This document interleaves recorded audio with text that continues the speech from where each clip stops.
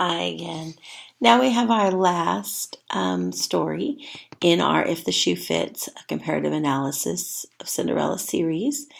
And this time we have the Irish Cinderlad, which is kind of a cool story. And I'd never really heard that. I love fairy tales that are different, like, for instance, The Big Bad Wolf. And the Three Little Pigs. So it's a little bit different. It's from the wolf's perspective.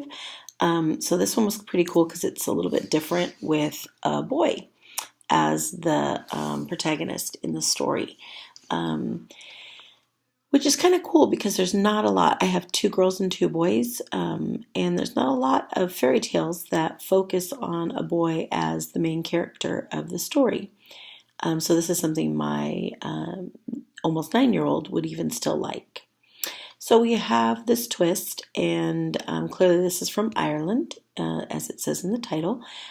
His mother dies, and his dad remarries, much like the other stories.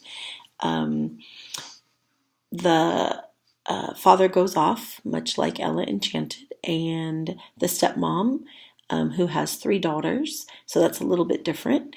That there's three of them. They make him a herd boy. They're not very nice to him. They call him names. They make him sleep outside. They don't give him any food, or if they do, it's very minimal. He makes friends with a bull who's supposed to be a very scary bull, but he makes friends with him, and through the magic of fairy tales, the bull can talk and communicate. And when the boy is really, really hungry, he tells the boy to reach into his ear and pull out what's inside. And he pulls out a tablecloth, and it's this whole picnic, and he gets to eat. And at night, he's not eating the little bit of bread scraps that the stepmom is getting for him, and she wants to know why. So she's thinking there's more. He's doing something he's not supposed to. He's getting something they're not getting. So they want that because they're very greedy, much like our other stories with our stepsisters. And he makes friends with this bull, and through the process, the sister spies on him and finds out, and then the stepmom overhears that the stepmom's going to kill the bull, and so to save the bull, he rides away, and they ride for 3 days, and the bull then tells him where they're at. He has to go fight another bull, and he's going to die, and that's just fate, and that's what's meant to be. When he does, please take off his tail, twist it off, and you're going to use that for your protection. So he does, and then he's able to slay a dragon, and but before that, he actually slays a giant.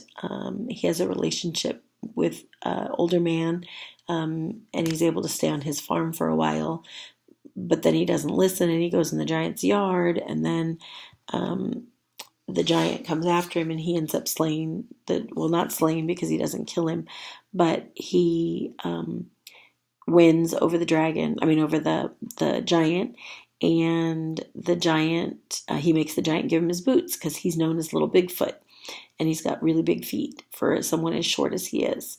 And I can relate to that because I have really big feet at a size 10, and I'm only 5'1", so I can totally relate to that.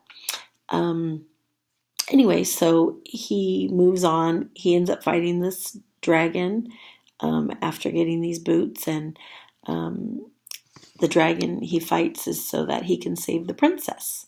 So it's still the male figure rescuing the female figure.